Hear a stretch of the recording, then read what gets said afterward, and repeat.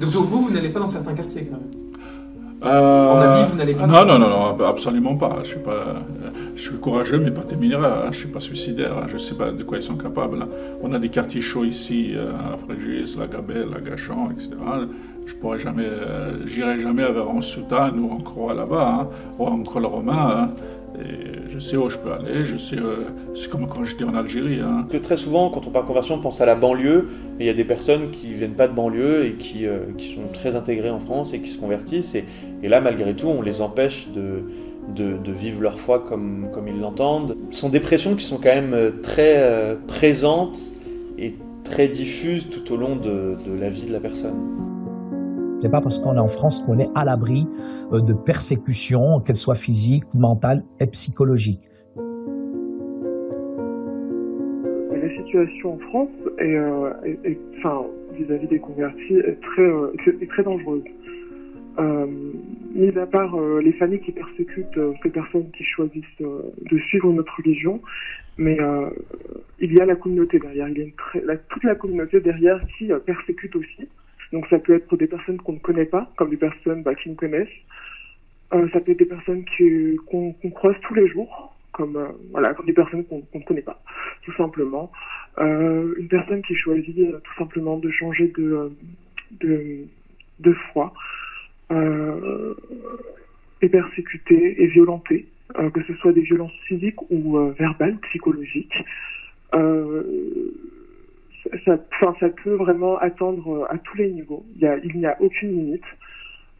C'est super dangereux, c'est vraiment une mise en danger. C'est pour ça que pour la plupart, on vit tous dans le secret et qu'on mène littéralement une double vie. Donc voilà. On ne voit rien, on ne sait pas. Notre foi est déjà personnelle, mais on ne nous voit pas, on ne sait pas ce qu'on fait, on ne sait pas si on a une autre foi, si on va à l'église, ou voilà. C'est vraiment une double vie.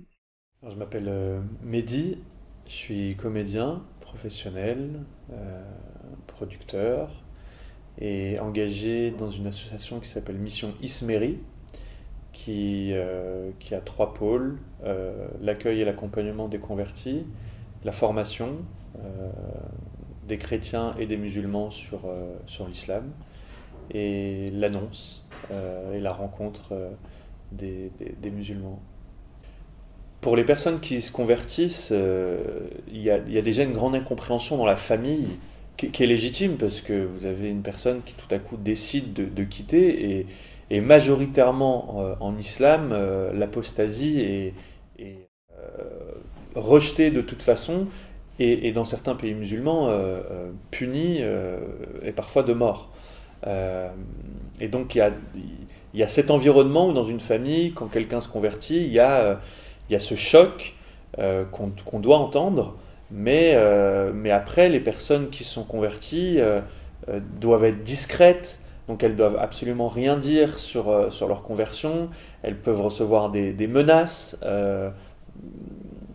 psychologiques, mais aussi parfois physiques, parce qu'il y a une forme de déshonneur aussi pour la famille. Donc il y a tout cet environnement qui fait que la personne qui se convertit doit vivre cachée. Et puis si on l'apprend, il y a parfois effectivement un rejet qui peut être très violent, soit très explicite de la famille qui renie vraiment la personne. Dans le courant majoritaire, une personne qui se convertit est déshéritée. Alors c'est pas le cas en France, mais il faut savoir que la plupart des personnes qui sont issues de pays d'origine musulmane ont quand même un lien avec ce pays d'origine.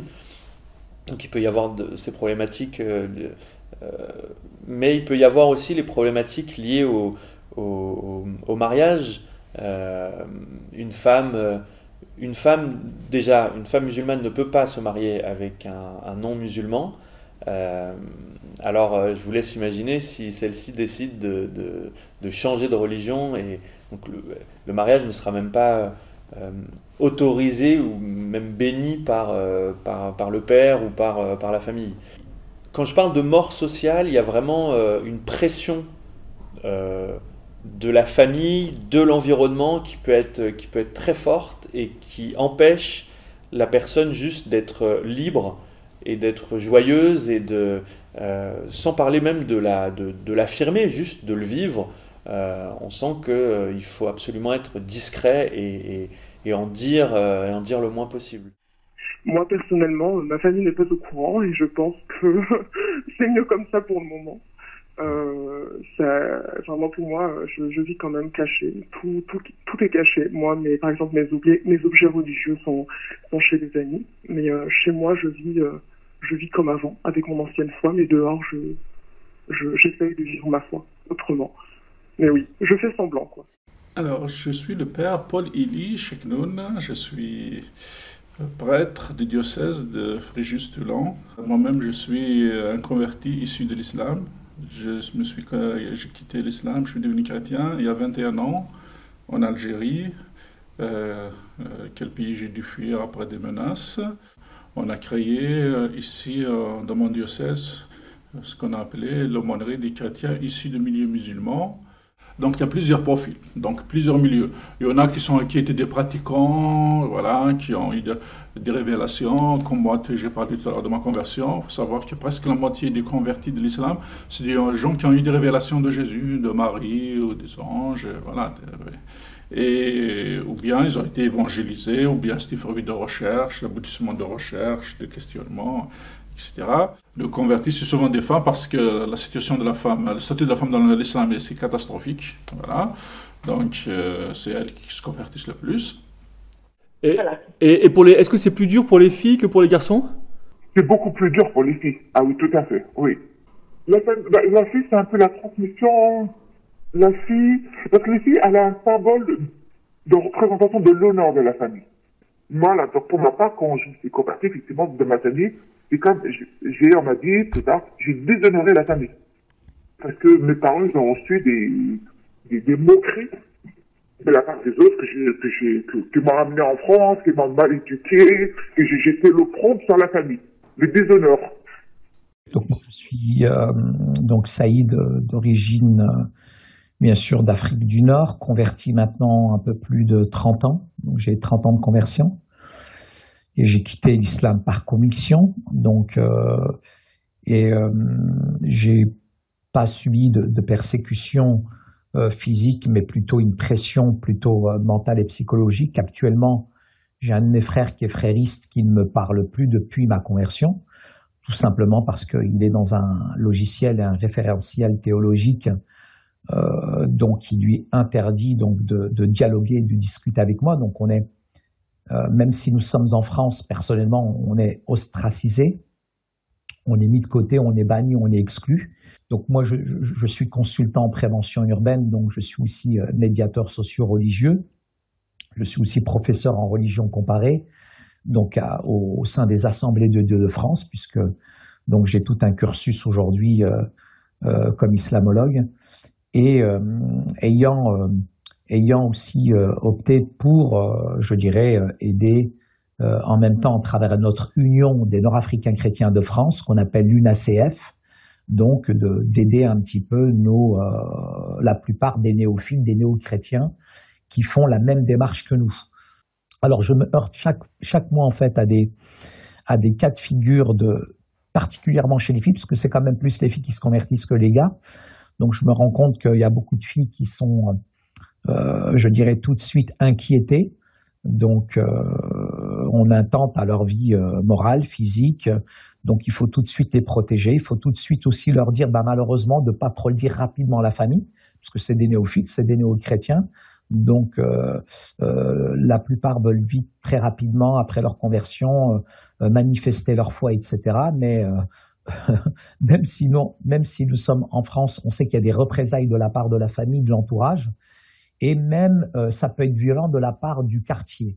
Et il faut savoir que la plupart de ces personnes qui se convertissent, donc elles habitent des quartiers, donc on va dire à majorité musulmane, des quartiers paupérisés, fragilisés. Et aujourd'hui, dans certains quartiers, malheureusement, donc il y a les fréristes qui sévissent et qui font la loi dans le quartier. Donc on leur dit de pas trop témoigner, de pas le dire aux parents, à l'entourage, de peur qu'elles se fassent malmener. Donc je suis confronté à cela quasiment chaque mois. Malheureusement, j'ai eu des drames. j'ai eu des drames de la part d'un jeune, et là je peux le dire, au Mans, qui s'est converti. Et après sa conversion, donc il a subi, puisqu'il était salafiste, hein, donc il a subi une certaine pression de la part de ses collègues salafistes. Donc il a quitté la France. Après, il est parti vivre. Il y a eu quelques concours de circonstances. Il est parti vivre, bien sûr, aux États-Unis. Et lorsque sa cousine s'est mariée, donc il est revenu dans le quartier. Donc les salafistes ont attendu qu'il sorte, je dirais, de la salle de mariage, puisqu'il s'est rendu dans le parking. Et là, ils l'ont attendu à coups de barre de fer et ils l'ont quasiment massacré, quoi, hein. Donc, il est mort suite de ces blessures-là à l'hôpital 2 jours après, hein. Donc, il est mort 2 jours après. Donc, ils ont voulu étouffer l'affaire. Donc, la famille, parce qu'il était chrétien. Donc, voilà. Donc, là, c'est important à préciser, puisque le jour où on se convertit, il y a une honte. La famille reçoit ça comme une honte. Et ils en ont tellement eu honte que la famille, même s'il est mort à l'hôpital à coups de barre par les salafistes, en fait non, ils ont pas dénoncé les salafistes, et parce que pour eux c'est une honte de renier l'islam, etc. Donc moi, ayant eu vent de cette affaire-là par le biais d'une de ses cousines, donc j'en ai fait part tout de suite aux autorités compétentes qui ont suivi cette affaire-là. Par contre, effectivement, donc j'ai eu une autre affaire où c'est une petite d'origine berbère qui s'est fait hameçonner, harponner donc par un islamiste dans un quartier, dans une banlieue parisienne française, et qui, elle, naïvement, n'a pas réalisé avec qui elle pactisait, avec qui elle se mariait. Et lui, sachant que sa famille était chrétienne, et suite, je dirais, à une dispute entre eux, donc il a massacré à coups de câble Ethernet. Donc il l'a quasiment massacrée. Donc elle est morte à 3 heures du matin. Il l'a massacrée à 10 heures du matin. Il l'a massacrée. Elle est morte à 3 heures du matin de ces blessures-là. Donc voilà un petit peu ce type d'affaire un petit peu crapuleuse que je suis.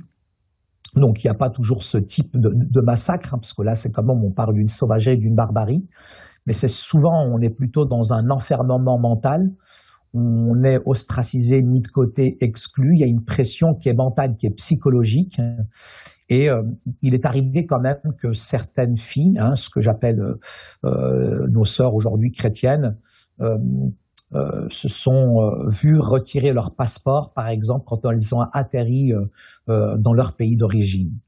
Ouais, il y a eu des personnes qui ont reçu des menaces par message sur les réseaux sociaux. Une jeune fille me disait dernièrement que sur un réseau social, il y avait même eu que sa tête était mise à prix. On a du mal à imaginer ça, donc c'est beaucoup de haine via les réseaux sociaux. Les gens venaient me parler en privé, donc c'était à base d'insultes, de menaces, c'est du harcèlement limite. Ça voulait limite me pirater, me retracer, connaître mon identité, parce que j'avais pas de photos de moi ni rien, hein. Ensuite, ça venait dans mes abonnés, ça partait parler à des amis à moi, convertis aussi notamment, et partait aussi les menacer, en fait. C'était vraiment pour nous faire peur, je pense. Puis de là sont venues aussi les grandes discussions Discord. Enfin, je sais pas si vous connaissez, c'est un réseau social où les gens peuvent parler entre eux en vocal, peuvent échanger même à l'écrit. Et c'était discuter en fait sur comment faire quand on voit un apostat, ou comment faire quand on voit quelqu'un sur de l'islam. Et ça mettait souvent de l'argent sur la table, quoi. C'était je suis prêt à poser 5 000 € pour avoir des informations sur ces gens-là, pour aller voir la famille. Ou c'était vraiment de la haine. Moi, si j'en attrape un dans la rue, je le décapite, ou enfin voilà, quoi. C'était eux, c'est des vendus, et ils ne défendent pas l'honneur de notre prophète, alors on doit les tuer. Et c'était tout le temps en base de ça sur les réseaux sociaux, que ce soit des tweets, des vocaux, des discussions au téléphone, enfin c'était vraiment que ça, du harcèlement, des menaces, des vidéos qui tournent, ça voulait attraper les adresses des personnes qui ont quitté l'islam, enfin c'est n'importe quoi. Moi je vois qu'en fin de compte ces gens-là, malgré qu'il y a quelques années en arrière, j'avais vite fait parler avec eux En fait, ils cherchent vraiment la provocation, voire l'affrontement. Pour le peu que j'ai vu récemment, je pense que c'est bon. J'en ai entendu déjà dans notre communauté des verts et des pas mûrs, où les gens se cherchent après l'autre et sont capables de même poser une certaine somme. Moi, j'annonce la couleur. Je suis prêt à poser 5 000 € pour avoir des informations sur ces gens-là. Et à leur risque et péril. C'est-à-dire leur nom, leur prénom, leur adresse, et voir même leur adresse de leurs parents pour montrer à quel point ils vont trop loin. C'est-à-dire bien parler avec leurs parents, et après on découdra avec eux. Donc voilà, j'ai annoncé, et je reviendrai pas sur ma parole. 5 000 €, je les partage. 5 000 dollars, les gars. Salam alaikum à tous. Et en fait, ce léo en fait continue aujourd'hui dans le secret le plus total, et ça bouffe énormément de vie, clairement, parce que les gens après ont peur, s'éloignent du téléphone, s'éloignent de tout, s'éloignent dans leur vie, déménagent ou changent de travail, enfin voilà. C'est une grande pression, déjà d'avoir la pression en fait de mener une double vie, et surtout d'avoir cette pression de se dire que même si ma famille n'est pas au courant, des inconnus peuvent me tuer aujourd'hui. Donc voilà, c'est ce que je voulais dire. À cause de ça, c'est vraiment des conversions sont vraiment secrètes, souvent secrètes. On conseille surtout aux femmes de ne le dire à personne quand ils se convertissent. Il y a eu quelqu'un, on a eu un cas quand j'étais encore séminariste dans le département voisin des Alpes-Maritimes à Nice. Une collégienne qui est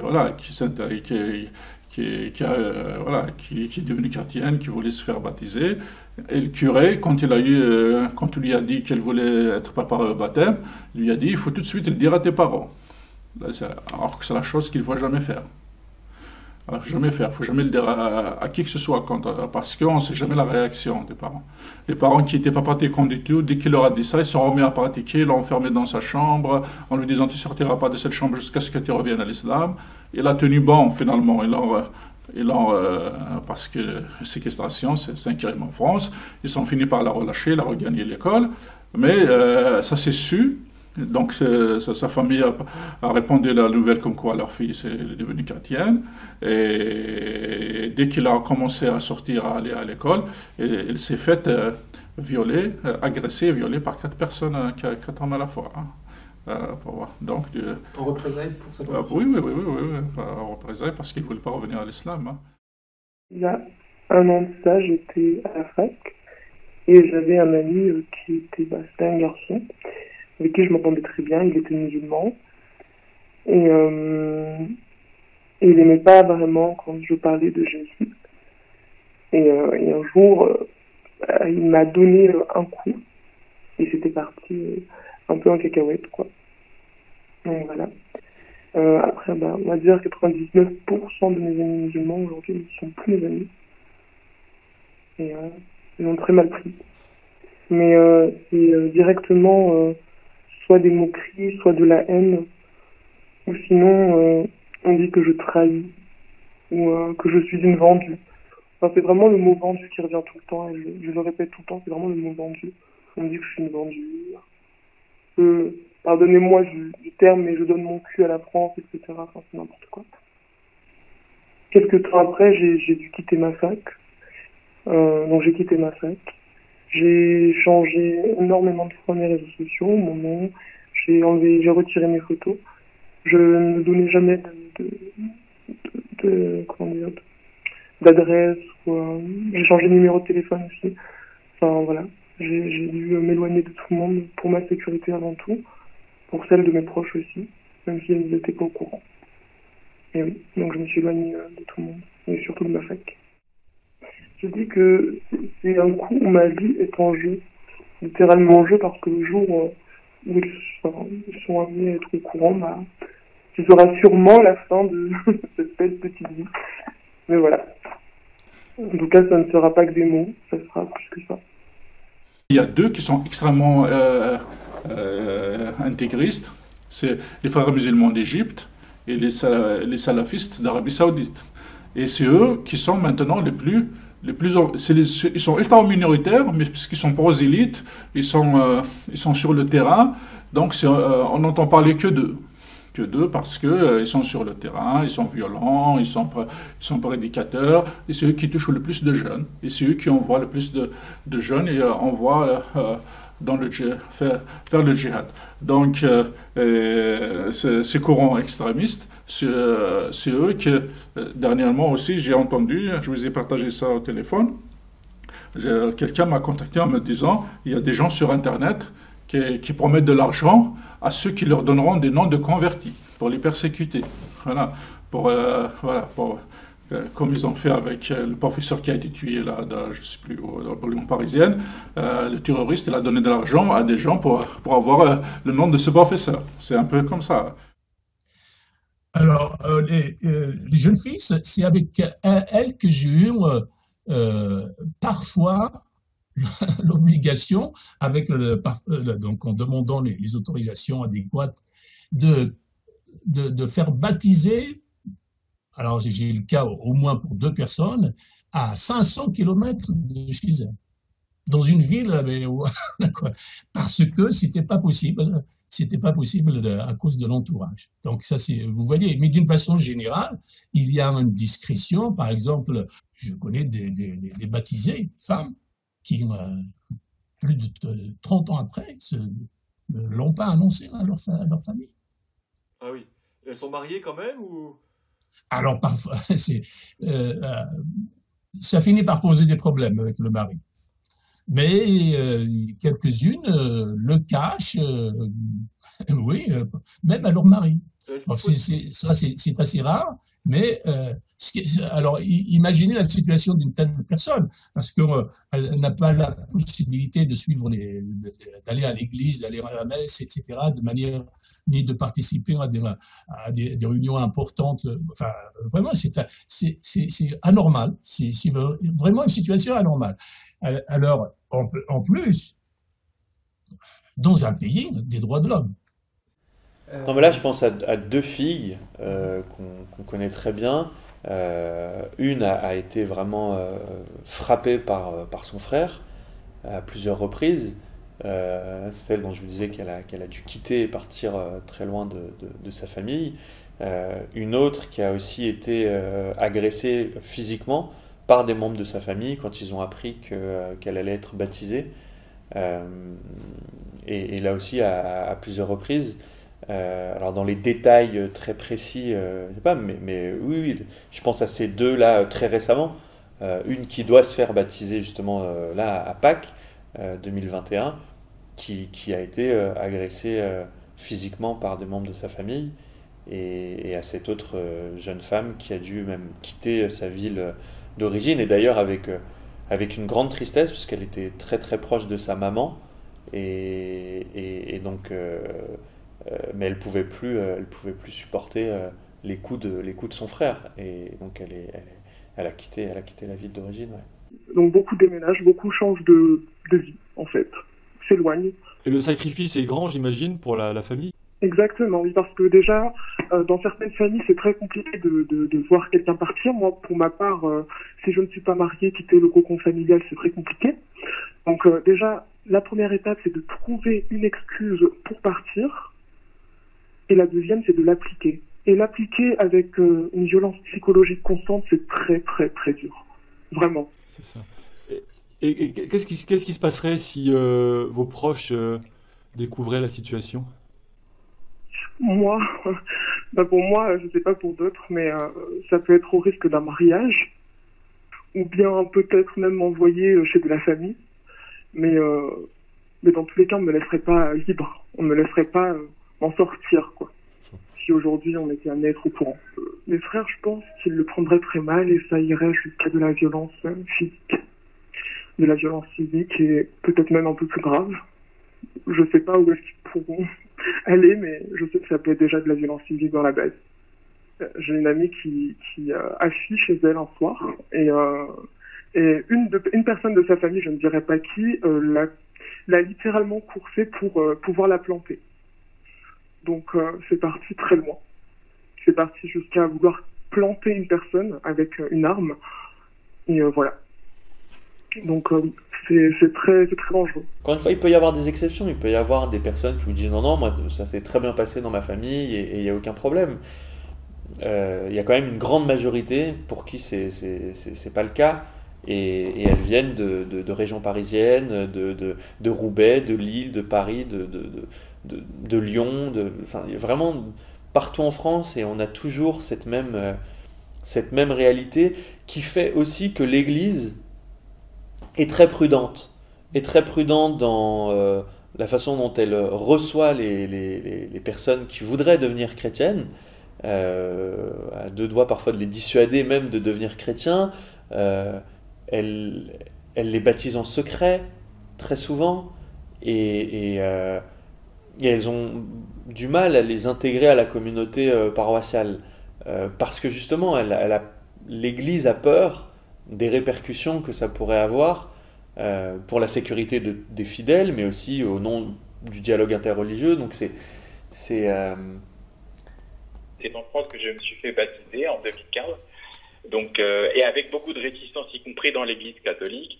On m'a baptisé à huis clos, en cachette, sans me déclarer, il n'y avait pas de public. La même chose pour la confirmation. Donc ça s'est fait en catimini, secrètement, de peur que d'autres musulmans, surtout à Marseille, dans la ville où je me suis fait baptiser, d'autres musulmans découvrent ma conversion et me dénoncent entre eux, parce qu'il y a un effet de corps, de contrôle social intense dans cette ville. Je pense que la confidentialité est de mise pour l'instant, parce qu'il y a des groupuscules islamistes à Marseille qui effectivement considèrent les convertis comme des traîtres parfois effectivement à leur race, à leur origine, je ne sais pas quelle autre façon de voilà. Et donc oui, on a dû faire les choses de façon confidentielle, parce que d'abord il y a un risque surtout si on a de la famille à Marseille. Si on a de la famille à Marseille, le bruit court et c'est le déshonneur et c'est l'opprobre et parfois on est accusé d'être au service de l'extrême droite, des agents de l'extrême droite, d'être des vendus, voilà. Et la pression devient énorme, surtout dans les familles, voilà. Donc, il y a des risques de violence, et l'intolérance peut parfois conduire au crime, malheureusement. Les statistiques de l'Église, la Conférence épiscopale de France, qui dit que maintenant on est arrivé à peu près à 15% des baptêmes d'adultes qui sont c'est des convertis issus de l'islam, quoi. Donc ça augmente chaque année encore. Hein. Dans ma paroisse à Paris, où j'ai fait du catéchisme adulte, on a rencontré quelques personnes qui se préparaient au baptême. On a eu un jeune homme, une trentaine d'années, marié, qui s'est préparé au baptême à l'insu de sa femme et de ses enfants. Il est allé jusqu'au bout, mais voilà, par exemple, voilà, donc le soir en 2016-2017, le soir du baptême, il était seul. Il n'y avait vraiment personne autour de lui. Oui. Voilà. Donc, c'est vrai que c'est là que ça fait très très mal, parce que le genre de son baptême qui est censé être une joie, une grande fête, il était vraiment trop tout seul, effectivement. Voilà, encore une autre jeune fille d'origine marocaine aussi, également, qui vivait seule avec sa maman, baptisée aussi sans que sa mère la traîne. Ah oui. Voilà. Donc en fait on est plus moi il y a 30 ans c'est ce que j'ai vécu aussi. Voilà, il y a 30 ans aussi j'ai vécu ma conversion dans la clandestinité la plus totale. Et donc ensuite moi j'ai eu la chance de m'être marié avec un chrétien. J'ai été très, très bien accueilli dans l'église, dans la famille chrétienne de mon mari. Donc moi c'est juste des persécutions morales et des menaces verbales que j'ai eues. Donc je me suis aussi caché pendant quelques années, pendant 3-4 ans, jusqu'au jour où je me suis dit, bon, c'est bon, maintenant tu es libre, tu vas à Paris, tu vas pas te cacher éternellement. Oui. Et j'ai vécu ma vie, et ensuite, de mon côté, ma famille a abandonné, et effectivement, ils ont vraiment abandonné, et le recherche, ensuite, ils m'ont vraiment abandonné, parce que jusqu'à aujourd'hui, 27 ans, 28 ans plus tard, je n'ai aucun contact. Ah même oui. s'ils vivent en région parisienne. Ah oui, ils ne veulent plus vous voir.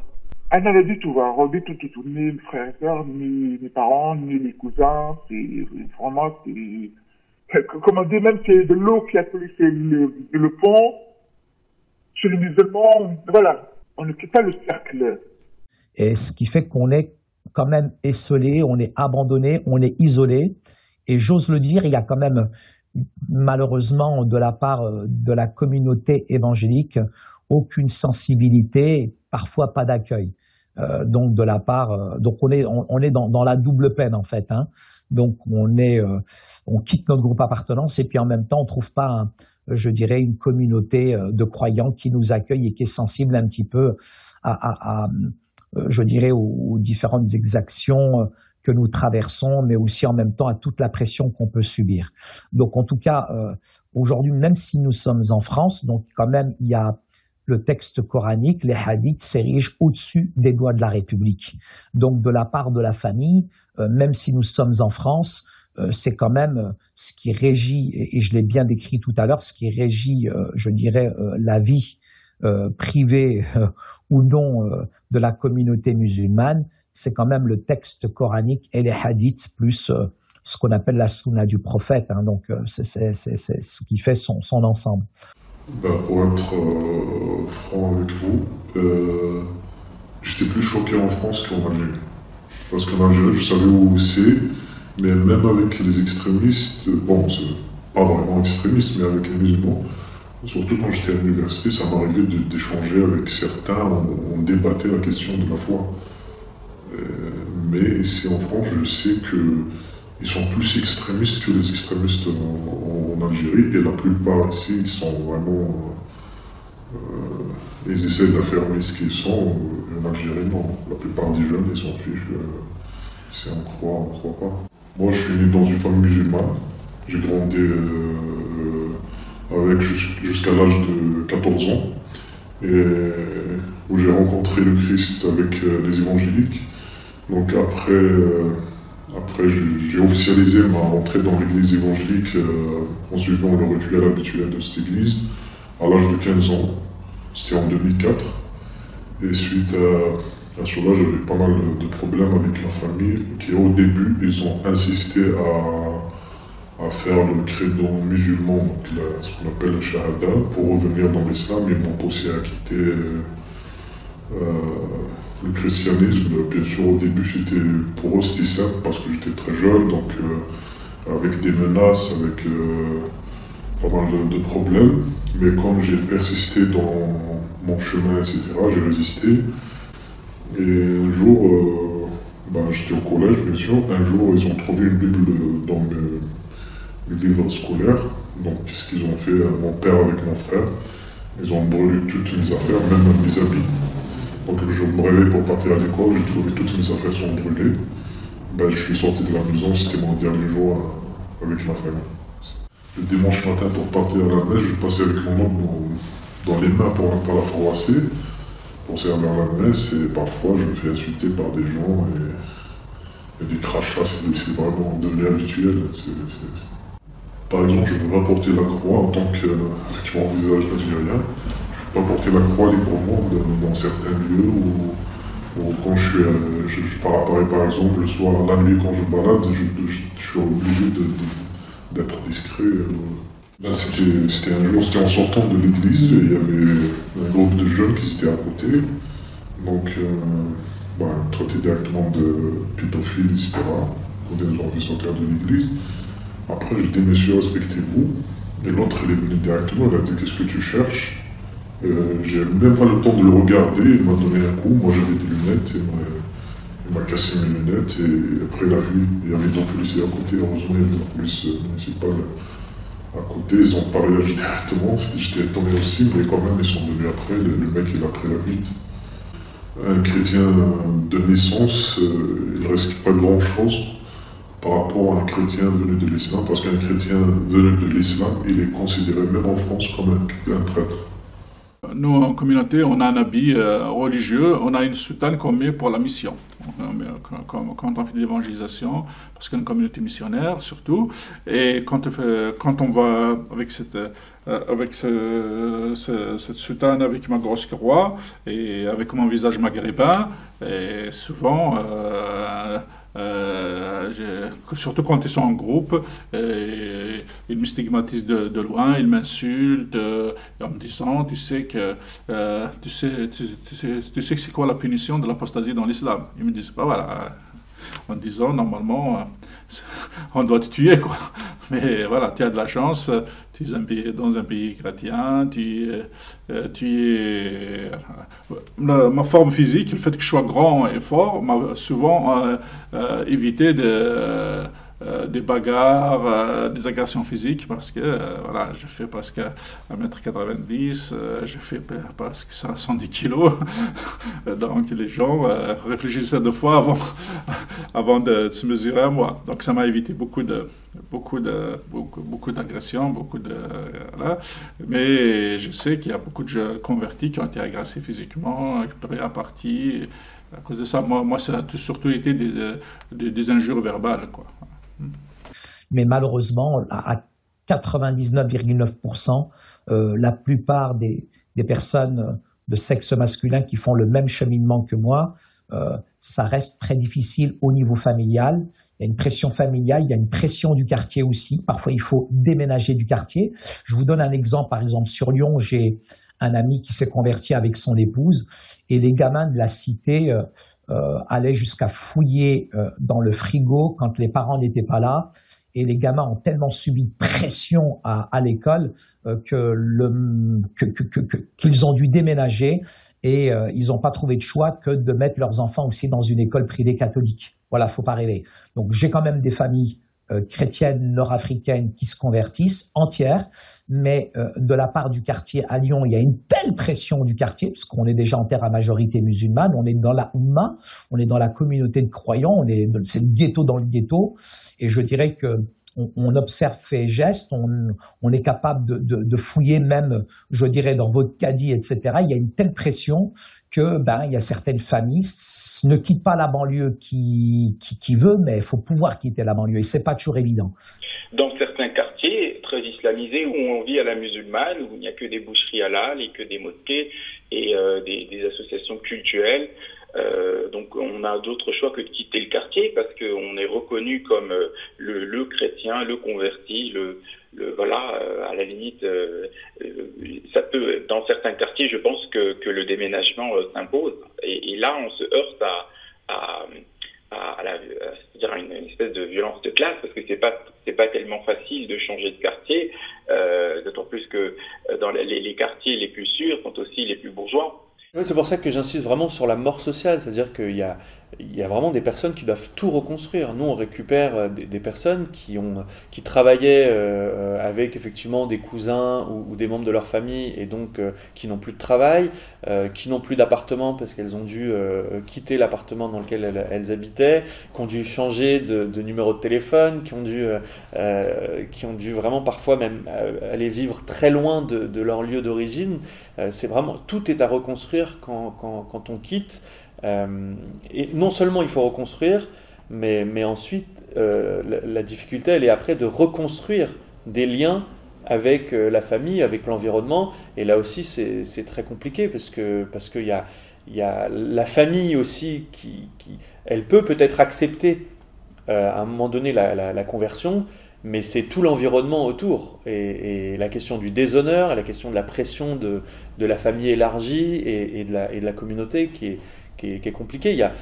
Je pense qu'il y a certaines familles, on va dire nucléaires, les parents, les frères et sœurs qui aimeraient accepter la conversion, mais c'est plus la pression globale qui est difficile à gérer. Oui, justement, la plupart du temps, ça se passe comme ça. D'ailleurs, même en Algérie, ça se passe comme ça. Pour que la personne puisse vivre sa nouvelle foi, en dehors des pressions familiales, en dehors des pressions de la société, et il quitte son lieu de vie habituel pour avoir la paix, là où il n'est pas connu. Mais c'est souvent justement parce qu'il y a ces pressions, entre guillemets, ces menaces. Réellement, c'est des menaces verbales, physiques, agressions physiques, verbales, etc. Donc, souvent, ils changent de lieu, ils déménagent, voilà, ils changent de quartier, et ils vivent, entre guillemets, à l'européenne. Donc, avec un déchirement d'être coupé de leur famille, de leur société, qui fait partie prenante de ce qu'il est. Voilà. Parce que quelqu'un qui était dans l'islam, quelqu'un qui, j'ai dit tout à l'heure, on a un attachement beaucoup plus grand que les Européens par rapport à nos familles, à nos origines, à notre société. Donc quand on est rejette comme ça, c'est une partie de nous-mêmes qui meurt avec ça. Voilà. On perd tout.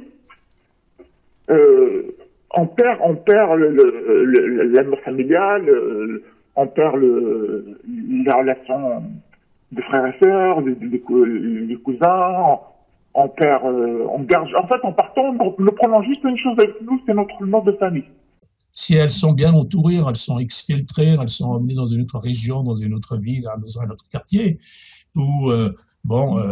mais c'est quelque chose qui existe malheureusement et qui fait que beaucoup, dernièrement encore, j'ai dû abandonner avec une jeune fille parce que ses parents, elle me disait que elle recevait des menaces, que c'était pas concevable de continuer dans la situation actuelle. Donc j'ai abandonné. En fait, moi je me suis converti quand j'avais 18 ans, on m'a offert les évangiles. Et alors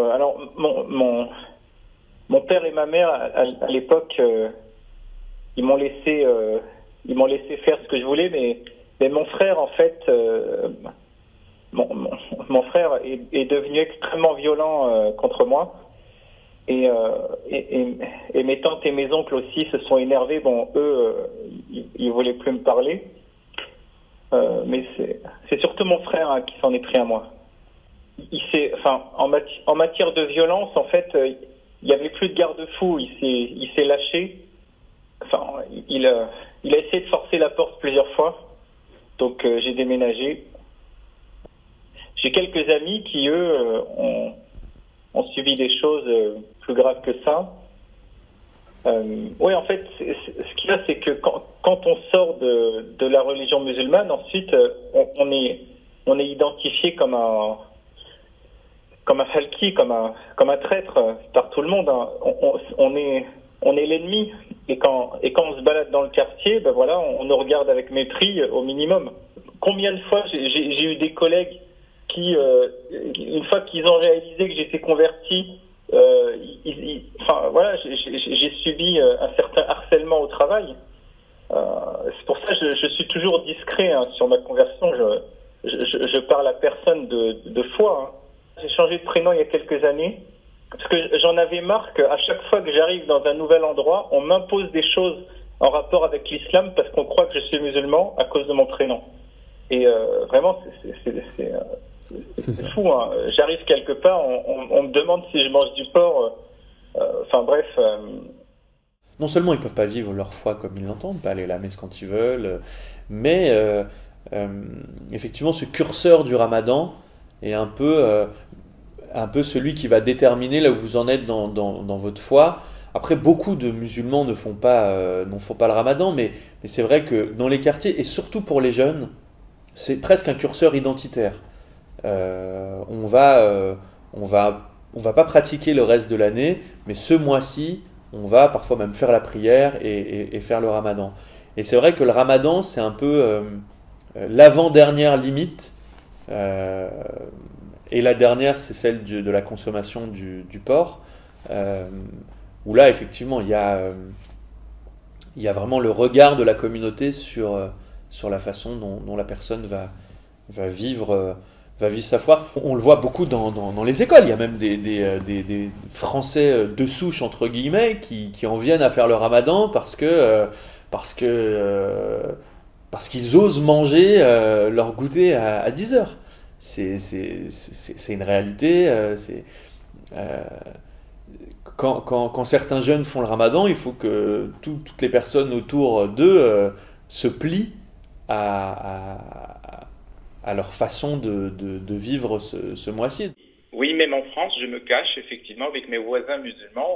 J'habite dans une ville du Sud et j'ai beaucoup de voisins musulmans, d'autres étudiants musulmans, effectivement. Et la coutume, c'est le repas de la rupture du jeûne se fait collectivement. On s'invite mutuellement les uns les autres et je fais semblant d'avoir fait le jeûne et de manger avec eux pour ne pas, voilà, pour ne pas créer la suspicion, voilà, donc je ne peux pas leur dire que je suis pas musulman et que je ne fais pas le ramadan. Donc c'est pas possible, quoi. Pour ma part, il y a quelques années, je portais une croix en milieu du travail. C'était très, très, très, très mal vu. Par exemple, quand on était à table et que je mangeais, et qu'il y avait du porc, je mangeais du porc, c'était très, très, très mal vu. On me faisait des petites réflexions, et ces personnes-là ne voulaient pas travailler avec moi, ou parler mal, ou bien me parler mal. Il y a la période de Ramadan, et très rapidement, donc il y a quand même une certaine pression mentale et psychologique. Je dis que la pression, elle est mentale, elle est psychologique, et la force du groupe fait quand même qu'on est vite en situation d'infériorité. Donc c'est toujours problématique, il y a toujours une tension, c'est frustrant, on est un peu schizophrène avec le temps, quoi. Et je sais qu'il y en a qui là, je sais qu'il y en a, c'est pas évident à avouer, à dire, etc., à partager, parce qu'on n'est pas tellement compris de la part de certaines instances évangéliques, si bien que les gens se tournent vers moi, se tournent vers notre organisation, qui est une grosse organisation, qui est la plus reconnue, l'Union des Nord-Africains chrétiens de France, et nous les suivons bien sûr psychologiquement. On a quand même des psys chrétiens, des psychothérapeutes, etc. Elles rêvent de la liberté, tout simplement, de vivre leur liberté. Je pense comme un peu nous tous, de partir en étant libre et sans avoir de séquelles, sans connaître plus de violences physiques et psychologiques, parce qu'aujourd'hui on est littéralement détruit moralement. Et c'est un fait, hein. C'est tout le monde. C'est pour ça que la plupart on est suivi par des psychologues. Et la première chose dont on rêve aujourd'hui, c'est la liberté.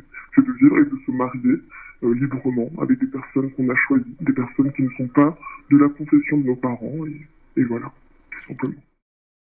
Déjà la première porte, qui est celle de rentrer dans une église, le bâtiment, parfois les convertis nous disent qu'ils ont été dissuadés par le curé, qui soit par peur, soit par fond idéologique, voilà, pour lui au nom du dialogue interreligieux, une forme d'approximation, de relativisme, tout se vaut, donc pourquoi faire ce choix qui va causer tant de problèmes à ma paroisse, à la communauté chrétienne, à votre communauté d'origine, donc parfois les convertis sont dissuadés.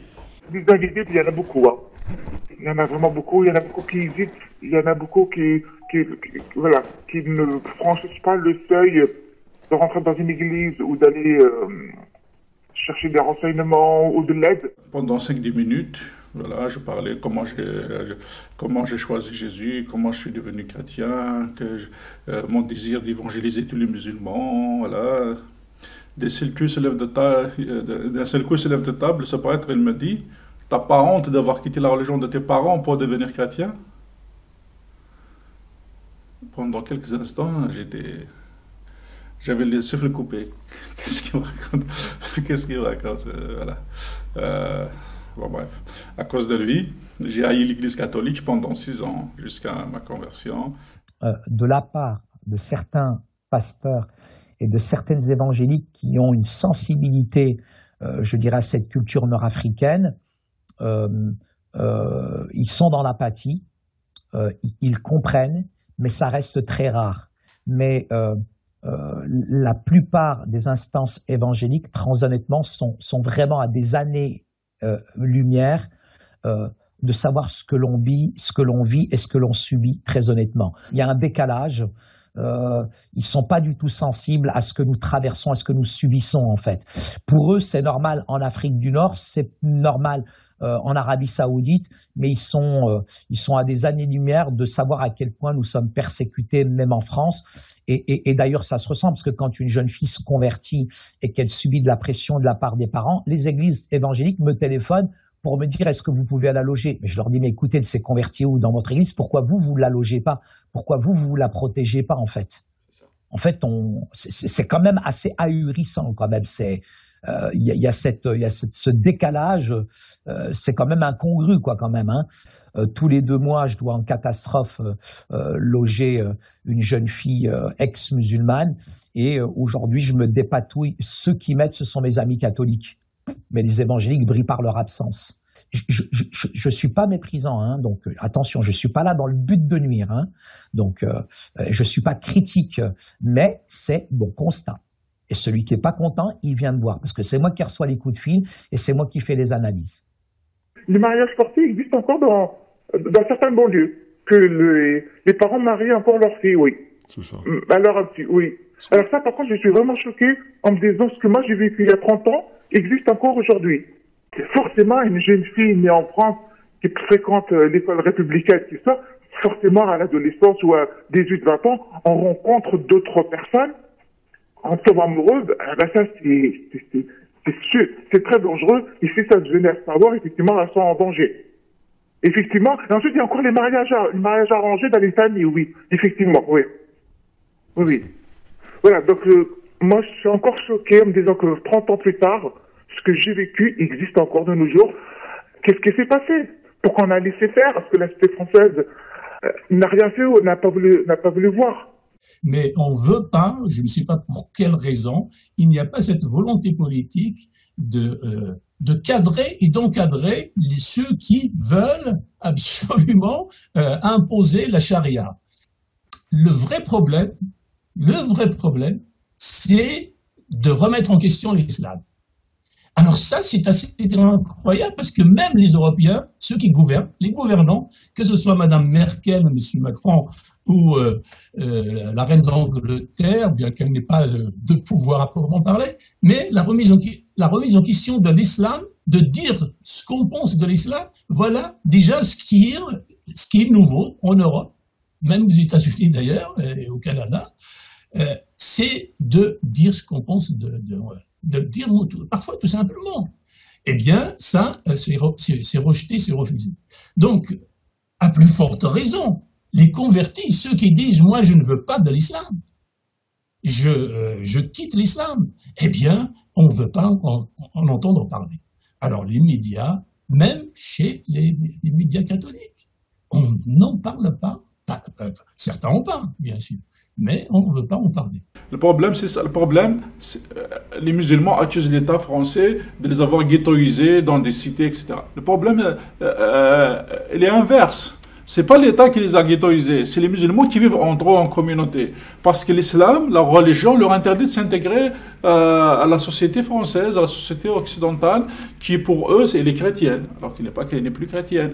Voilà. Mais pour eux, c'est aux autres de s'intégrer à eux. C'est pas aux musulmans de s'intégrer. Voilà. Donc, du coup, ils vivent en communauté, c'est communautarisme, c'est la société musulmane qui est comme ça, c'est une vie de société, et leur rêve, leur but, c'est que tout le monde les rejoigne. Puisque j'ai rencontré les plus grosses instances religieuses, par exemple, j'étais à El-Azhar, la grande faculté islamique donc d'El-Azhar en Égypte, où j'ai soulevé cette question des convertis, et ils m'ont dit effectivement, il n'y a pas de contrainte en religion, la ikrah fid-din, mais en même temps, Dieu éloigne qui il veut. Donc ça veut dire que nous sommes en tout cas déségarés. Donc théologiquement, pour les fréristes, pour la communauté de croyants musulmanes. Donc j'ai rencontré aussi Hassoun en Syrie, qui est le conseiller principal de Bachar el-Assad, et sur la question des libertés religieuses, très honnêtement, ils ont surtout un discours interne et externe. Le discours, il est rodé, même en France, où on dira non, c'est extraordinaire, c'est magnifique, vous avez fait un cheminement spirituel qui est extraordinaire, mais quand la communauté de croyants musulmanes se retrouve entre elles, très honnêtement, là, on peut subir des insultes et tous les noms d'oiseaux. Ce serait un vœu pieux de demander aux musulmans de France de signer peut-être un texte commun avec différents points, et notamment ce point-là d'accepter et d'accueillir les personnes qui choisissent de quitter l'islam. J'aimerais juste dire qu'aujourd'hui nous sommes persécutés et les gens nous condamnent d'un crime, alors que ce seul crime-là, c'est de connaître l'amour de Dieu, et je trouve ça incroyable en fait, simplement. C'est qu'on veut nous tuer parce qu'on a connu l'amour de Dieu, et j'aimerais vraiment en fait dire aux gens que ça n'est pas un crime mais un choix, une liberté, et c'est ça qui continuera parce qu'on ne s'arrêtera jamais et on ne fermera jamais les yeux. Donc voilà.